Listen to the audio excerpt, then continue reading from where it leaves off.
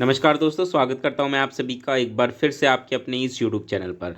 आज की वीडियो दोस्तों बहुत ही महत्वपूर्ण है क्योंकि इस एक वीडियो में मैं आपको 60 महत्वपूर्ण सिद्धांत और उसके जनक बताने जा रहा हूं। और ध्यान रखिएगा, ये इतने मोस्ट इम्पॉर्टेंट है कि मैंने हर एक एग्ज़ाम जो कि टीचिंग के होते हैं जैसे KVS, DSSB, UP TET, REET, उनमें से मैंने इन 60 महत्वपूर्ण सिद्धांत और उसके जनक ढूंढ ढूंढ के आपके लिए लेकर के आया हूं, क्योंकि ये वो हैं जो हर बार इन एग्ज़ाम्स में पूछे जाते हैं। तो अगर आप कोई भी इनमें से एग्ज़ाम दे रहे हैं तो ये वीडियो आपके लिए बहुत ही महत्वपूर्ण है। और इस वीडियो को देखने के बाद आप आने वाले समय में सिद्धांत और उसके जनक से संबंधित कोई भी प्रश्न आता है ना, आप कभी गलत नहीं करेंगे। और मैं साथ के साथ इस पूरे लेक्चर की फ्री PDF भी आपको अपने टेलीग्राम चैनल पर दे दूंगा। बस आपको डिस्क्रिप्शन बॉक्स में दिए गए लिंक से टेलीग्राम चैनल को ज्वाइन कर लेना है और इस PDF को डाउनलोड कर लेना है। चलिए वीडियो की शुरुआत करते हैं। और शुरुआत में हम मनोविज्ञान और उससे संबंधित जो सिद्धांत हैं और उनके जनक वो पढ़ेंगे। जैसे सबसे पहले हम बात करते हैं कि भाई मनोविज्ञान के जनक कौन थे। तो ध्यान रखिएगा, मनोविज्ञान के जनक जो है वो अरस्तु कहलाते हैं। वहीं अगर आपसे प्रश्न ये पूछा जाए कि आधुनिक मनोविज्ञान के जनक कौन है, तब आपका जवाब अरस्तु नहीं रहेगा, तब आपको इसका जवाब देना है विलियम वुंट। अब देखिए, इसमें ऐसा डिफरेंस क्यों है कि भाई मनोविज्ञान और आधुनिक मनोविज्ञान में क्या अंतर है, इसको समझिए फिर आपको इस सवाल का जवाब मिलेगा। देखिए, मनोविज्ञान जो एक विषय है ये काफ़ी पुराना है, लेकिन आज का जो मनोविज्ञान है ये आधुनिक रूप में है।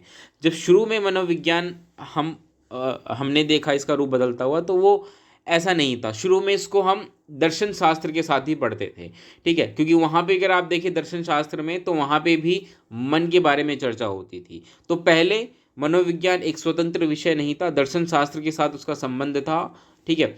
लेकिन धीरे धीरे इसका जो स्वरूप है वो बदलने लगा और आज जो हम आधुनिक रूप से मनोविज्ञान पढ़ते हैं, आधुनिक मनोविज्ञान एक ऐसा मनोविज्ञान है जिसमें हम एक्सपेरिमेंट्स, प्रयोग भी कर पाते हैं, चीज़ों को वेरीफाई कर पाते हैं, इन्फॉर्मेशन को वेरीफाई कर पाते हैं। तो आज का जो स्वरूप है ये विलियम वुंट की वजह से है। लेकिन शुरुआत में जो मनोविज्ञान था उसमें अरस्तु का महत्वपूर्ण योगदान है, इसलिए अरस्तु का नाम कहा जाता है मनोविज्ञान के जनक, और आधुनिक मनोविज्ञान के जनक में विलियम वुंट का नाम आता है। चलिए आगे बढ़ते हैं। अगला है संरचनावाद के जनक। अब संरचनावाद मनोविज्ञान की एक शाखा है। मनोविज्ञान में मन का तो अध्ययन करते हैं, लेकिन ये तो मुख्य केंद्र विषय हो गया मनोविज्ञान का। लेकिन अगर आप देखेंगे ना, तो इसमें भी अलग अलग विचारधाराएं हैं, जिसमें से एक है संरचनावाद। संरचनावाद की स्थापना विलियम वुंट ने ही की थी। अब संरचनावाद में क्या होता है, मुख्य रूप से कि मन के संरचना की बात की जाती है कि भाई हमें मन का संरचना देखना है कि मन की संरचना कैसी है। वहीं अगला है प्रकार्यवाद। प्रकार्यवाद मतलब जो कि फंक्शन की बात करता है, और इसके संस्थापक है विलियम जेम्स। अब देखिए ध्यान से, अभी हमने देखा कि मन के संरचना की बात संरचनावाद करते हैं, लेकिन मन के कार्य, कि मन कैसे कार्य करता है, फंक्शन कैसे करता है, इसकी बात प्रकार्यवाद करते हैं। चलिए आगे बढ़ते हैं। अगला है व्यवहारवाद। व्यवहारवाद मुख्य रूप से जो मनुष्य के व्यवहार है उसका अध्ययन करता है, मन का अध्ययन नहीं करता। तो इसकी स्थापना किसने की थी? JB वॉटसन ने। उनका कहना था कि मनुष्य का मन दिखाई नहीं देता, मनुष्य का व्यवहार दिखाई देता है, इसलिए हमें मनोविज्ञान में व्यवहार का अध्ययन करना चाहिए। तो व्यवहारवाद के जनक कहलाते हैं वॉटसन। अगला प्रयोगात्मक मनोविज्ञान के जनक विलियम वुंट। क्योंकि देखिए अभी हमने ये भी पढ़ा था कि विलियम वुंट को आधुनिक मनोविज्ञान का जनक भी कहा जाता है, और वो इसीलिए क्योंकि उन्होंने एक्सपेरिमेंटल फॉर्म बना दिया, मतलब मनोविज्ञान को। मनोविज्ञान शुरुआत में ऐसा नहीं था, लेकिन इन्होंने 1879 में सबसे पहले, अगर आप देखें तो लिप्जिंग यूनिवर्सिटी जो कि जर्मनी में है, वहाँ पर सबसे पहली प्रयोगशाला की स्थापना की थी। और उसके बाद से ही मनोविज्ञान जो है उसकी एक नई शाखा बनी, प्रयोगात्मक मनोविज्ञान, और उनका जनक कहा जाता है विलियम वुंट को। अगला विकासात्मक मनोविज्ञान के जनक। विकासात्मक मनोविज्ञान के जनक हैं जीन पियाजे, ठीक है, याद रखिएगा। नेक्स्ट नंबर 8, हार्मिक मनोविज्ञान। हार्मिक मनोविज्ञान एक ऐसा मनोविज्ञान है जो कि मुख्य रूप से जो मूल प्रवृत्तियां होती हैं, यानी कि बेसिक इंस्टिंक्ट्स जो होते हैं मन के, उनका अध्ययन करती है, और उसके संस्थापक हैं विलियम मैकडूगल। Number 9, gestalt. गेस्टॉल्टवाद के जनक कोहलर, वर्दीमर, कोफक्का, इन 3 लोगों को प्रमुख रूप से माना जाता है। गेस्टॉल्टवाद मनोविज्ञान की एक ऐसी विचारधारा है जो किसी चीज़ के उसके होल, यानी कि संपूर्णता पर बल देती है, कि मनुष्य किसी चीज़ को एज अ होल देख पाता है, परसीव कर पाता है, और इसीलिए जो गेस्टॉल्टवाद है वो उस पर बल देते हैं। अगला मनोविश्लेषण। मनोविश्लेषण के जनक हैं सिगमंड फ्रॉयड, इनका नाम याद रखिएगा। नेक्स्ट, अब हम पढ़ते हैं कुछ अधिगम यानी कि लर्निंग से संबंधित सिद्धांत और उनके जनक। नंबर 11, प्रयास एवं त्रुटि का सिद्धांत किसने दिया था? थॉर्नडाइक ने दिया था। इन्होंने बिल्ली पर एक्सपेरिमेंट करके समझाया था कि कैसे हम या कोई जानवर प्रयास करके और गलतियां करके सीखते हैं। अगला, संबंधवाद का सिद्धांत, ये भी किसने दिया था? थॉर्नडाइक। संबंधवाद का मतलब यहाँ पे उद्दीपन और जो अनुक्रिया होती है हमारी, उनके बीच संबंध की बात की जाती है, और संबंधवाद जो है इसके इनका सिद्धांत जो है थॉर्नडाइक ने दिया था। चलिए आगे बढ़ते हैं।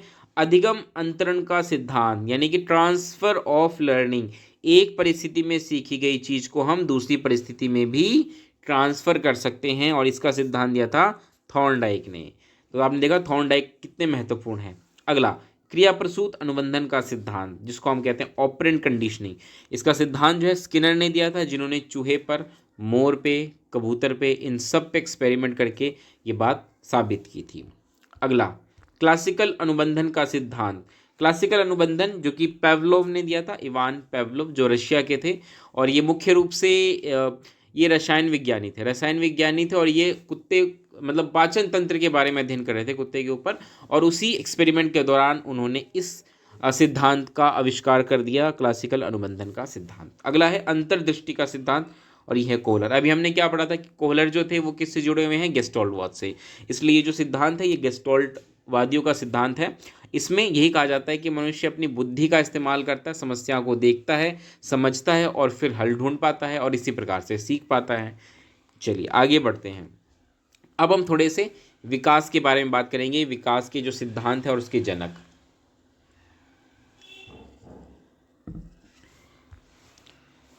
नंबर 17, संज्ञानात्मक विकास का सिद्धांत, बहुत ही फेमस है, हर एग्जाम में पूछा जाता है, आपको पता होना चाहिए, जीन पियाजे। विकास का सामाजिक सांस्कृतिक सिद्धांत, देखिए सामाजिक सांस्कृतिक सिद्धांत जो है ये लेव वाइगोस्की ने दिया था, रशिया के थे ये। अब सामाजिक सांस्कृतिक सिद्धांत है, इसका दूसरा नाम एक तरीके से देखा जाए तो संज्ञानात्मक विकास सिद्धांत है। मतलब ये जीन पियाजे का, सॉरी, लेव वाइगोस्की का संज्ञानात्मक विकास सिद्धांत है, जिसका दूसरा नाम सामाजिक सांस्कृतिक सिद्धांत है। इस बात को नोट डाउन कर लीजिएगा, एग्जाम में कई बार कंफ्यूज करने के लिए इस प्रकार से चीज़ें पूछी जाती हैं। अगला, नंबर 19, वस्तु स्थायित्व का सिद्धांत किसने दिया था? जीन पियाजे। वस्तु स्थायित्व के बारे में बताते हुए जीन पियाजे ने कहा था कि वस्तु स्थायी होती है, इसकी समझ बच्चों में शुरू में नहीं होती। 9 महीने तक के बालक में वस्तु स्थायित्व नहीं होता, 9 महीने के बाद ये आता है। और आप और हम तो समझते ही है ना कि कोई चीज़ अगर अभी है तो मेरे होने या ना होने से क्या फ़र्क पड़ता है, वो तो तब भी रहेगी। जैसे लाल किला है, हमेशा है, शुरू से, अभी भी है, मेरे होने या ना होने से क्या फ़र्क पड़ता है। तो ये समझ छोटे बच्चों को नहीं होती। अगला, समीपस्थ विकास का क्षेत्र, zone of proximal development, ZPD, जिसको हम शॉर्ट में कह देते हैं, ये किसने दिया था? लेव वाइगोत्स्की ने दिया था। आगे बढ़ते हैं। संरक्षण का सिद्धांत, संरक्षण जो कि कंजर्वेशन एक थ्योरी जीन पियाजे ने दी थी, बताया था कैसे छोटे बच्चों में शुरू में संरक्षण नहीं होता, लेकिन जैसे जैसे बच्चे बड़े होते हैं, लगभग 7 साल से ऊपर के होते हैं, उनमें संरक्षण का जो सिद्धांत है वो आने लग जाता है। इसमें यही होता है कि भाई किसी वस्तु के आकार या आकृति में परिवर्तन होने से उसकी मात्रा पे कोई परिवर्तन नहीं होता, इसकी समझ आना, ये संरक्षण कहलाता है। अगला, आलंबन का सिद्धांत यानी कि स्कैफोल्डिंग, ये दिया था लेव वाइगोस्की ने। स्कैफोल्डिंग में क्वेश्चन हर बार हर जगह पूछा जाता है, तो आपको ये पता होना चाहिए। अगला, स्थगित अनुकरण का सिद्धांत यानी कि डिफर्ड इमिटेशन, किसने दिया था? जीन पियाजे ने दिया था। स्थगित अनुकरण का मतलब ये होता है कि जब बच्चे अपने आसपास के लोगों को कुछ करता हुआ देखते हैं तो उसी क्रिया को या उसी अनुक्रिया को वो उस वक्त नहीं, बाद में दोहराते हैं। याद, इसका मतलब बाद में दोहराने का मतलब है कि बच्चे में मेमोरी, याद करने की कैपेसिटी आ गई है, और ये सिद्धांत दिया था जीन पियाजे ने। अगला, हेन्स दुविधा, किसने दिया था? कोहलबर्ग ने। कोहलबर्ग ने नैतिक विकास सिद्धांत दिया था, और उसमें उन्होंने बच्चों के नैतिक विकास का अध्ययन करने के लिए एक हेंज दुविधा, जो कि हेंज नाम का एक व्यक्ति था यूरोप में रहने वाला, उस पर आधारित एक कहानी बनाई थी, और इसको हेंज दुविधा कहा जाता है। अगला, सामाजिक अधिगम सिद्धांत, सोशल लर्निंग थ्योरी, किसने दी थी? अल्बर्ट बंडूरा ने दी थी, याद रखिएगा। विकास का मनोसामाजिक सिद्धांत, psycho social theory, Erik Erikson ने दी थी, याद रखिएगा। आगे बढ़ते हैं। नेक्स्ट, मूल प्रवृत्तियों का सिद्धांत किसने दिया था? विलियम मैकडूगल ने दिया था। जैसा कि हमने पढ़ा भी, विलियम मैकडूगल जो है वो हार्मिक मनोविज्ञान के जनक हैं। अगला, विकास का मनोविश्लेषण सिद्धांत किसने दिया था? सिगमंड फ्रॉइड ने दिया था। और हमने अभी देखा कि जो मनोविश्लेषणवाद है, ठीक है, जो कि मनोविज्ञान की एक शाखा है, उसकी स्थापना भी सिगमंड फ्रॉइड ने ही की थी। नेक्स्ट 29 नंबर, भाषा विकास का सिद्धांत नोम चॉम्स्की। हालांकि और भी लोगों ने दिया था, लेकिन नोम चॉम्स्की नाम प्रमुख रूप से लिया जाता है। इनको आधुनिक भाषा का जनक भी कहा जाता है, याद रखिएगा। नेक्स्ट नंबर 30, आवश्यकता पदानुक्रम का सिद्धांत किसने दिया था? Abraham Maslow. Hierarchy of needs बताई थी, इस प्रकार से ट्राइंगल बना करके, और अलग अलग स्तर बताए थे कि हर स्तर पे मनुष्य की आवश्यकताएं जो होती हैं वो अलग होती हैं। अगला, पारिस्थितिक तंत्र सिद्धांत। पारिस्थितिक तंत्र सिद्धांत जो है उरी ब्रोनफेनब्रेनर ने दिया था, जिसमें उन्होंने समझाया था कि कैसे जो बच्चा होता है उसके आसपास उसके वातावरण की जो परत होती है, 5 परतें बताई थी उन्होंने, और हर परत जो होता है किसी न किसी तरह बच्चे से जुड़ा होता है, जो बच्चे पर असर डालता है।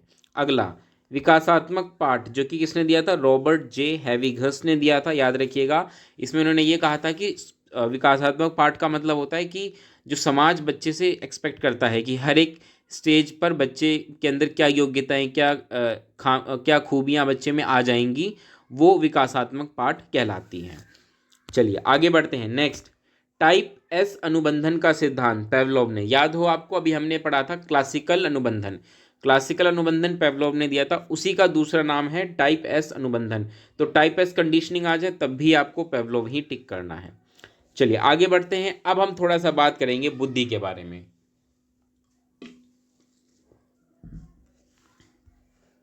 नंबर 34, बीने साइमन बुद्धि परीक्षण किसने दिया था? नाम से ही पता चल रहा है बीने और साइमन ने दिया था। इस पर क्वेश्चन पूछा जाता है, आपको पता होना चाहिए।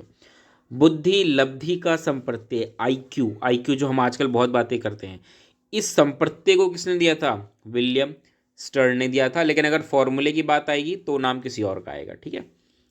नेक्स्ट, एक कारक बुद्धि का सिद्धांत। एक कारक बुद्धि मतलब बुद्धि एक होती है, किसने कहा था? बीने ने कहा था। वहीं द्विकारक बुद्धि स्पीयरमैन, जिसमें कि उन्होंने कहा था कि एक जनरल होती है बुद्धि और एक होती है स्पेसिफिक, यानी कि आप इसको हिंदी में कह सकते हैं सामान्य और इसको कह सकते हैं विशिष्ट बुद्धि। ये किसने बताया था? स्पीयरमैन ने। अगला, बुद्धि का सामान्य एवं विशिष्ट तत्व सिद्धांत, वही जो अभी मैं आपको जस्ट बता रहा था, किसने दिया? स्पीयरमैन ने। तो जनरल और स्पेसिफिक फैक्टर पूछा जाए तब भी आपको यही तो बताना है। बहुकारक बुद्धि मतलब बुद्धि के कई कारक होते हैं, multi factor theory of intelligence, Thorndike ने दिया था। चलिए आगे बढ़ते हैं। समूह कारक बुद्धि का सिद्धांत, समूह कारक बुद्धि थर्स्टन ने दी थी, याद रखिएगा। त्रिआयामी बुद्धि का सिद्धांत मतलब बुद्धि त्रिआयामी, जैसे एक डब्बा होता है ना, 3 डायमेंशंस का, उस प्रकार से, ठीक है। किसने दिया था ये दिया था जेपी गिलफोर्ड ने।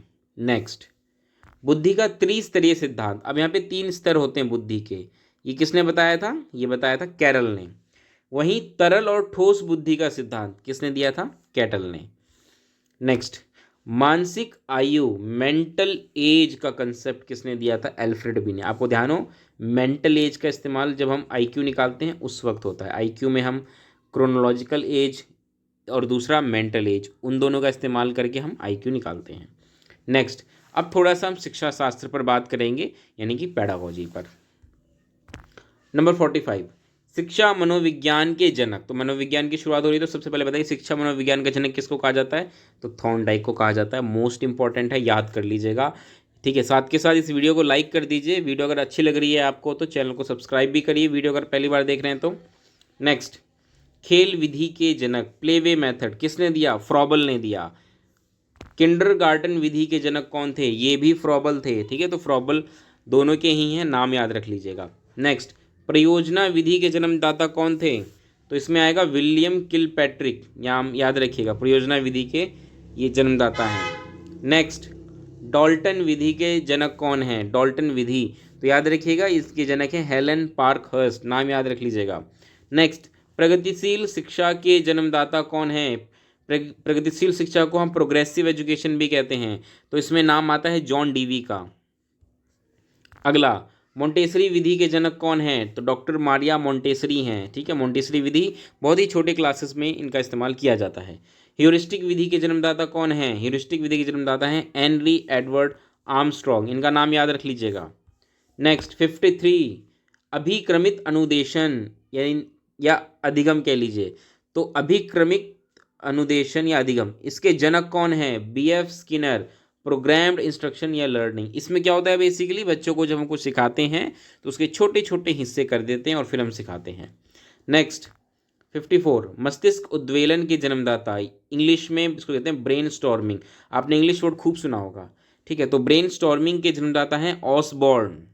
नेक्स्ट 55, अनुभव शंकु यानी कि कोन ऑफ एक्सपीरियंस, इसके जनक कौन है? एडगर डेल हैं, इनका नाम याद रखिएगा। अनुदेशनात्मक उद्देश्यों का वर्गीकरण किसने किया था? बीएस ब्लूम ने किया था, BS Bloom. Taxonomy of instructional objective, इस पर खूब क्वेश्चन आता है तो उसका नाम याद रखिएगा आप। क्वेश्चन नंबर 57, सूक्ष्म शिक्षण के जनक, micro teaching, Dwight Allen. Micro teaching आपने अपने टीचर ट्रेनिंग कोर्स के दौरान जरूर की होगी। जब आप अपने टीचर ट्रेनिंग कोर्स में रहेंगे तब आपको वहाँ पे माइक्रो टीचिंग के थ्रू आपको एक एक स्किल्स पर फोकस किया गया होगा आपके, तो इसके जनक थे ड्विट एलन। नेक्स्ट, शिक्षण मशीन का आविष्कार, टीचिंग मशीन भी बनाई गई थी जिसमें कि एक मशीन थी जो कि कुछ कार्य देती थी बच्चे को करने के लिए, और इस प्रकार से। तो सिडनी एस प्रेसी का नाम याद रखिएगा, इस पर प्रश्न कई बार पूछा गया है तो इसको मिस मत करिएगा।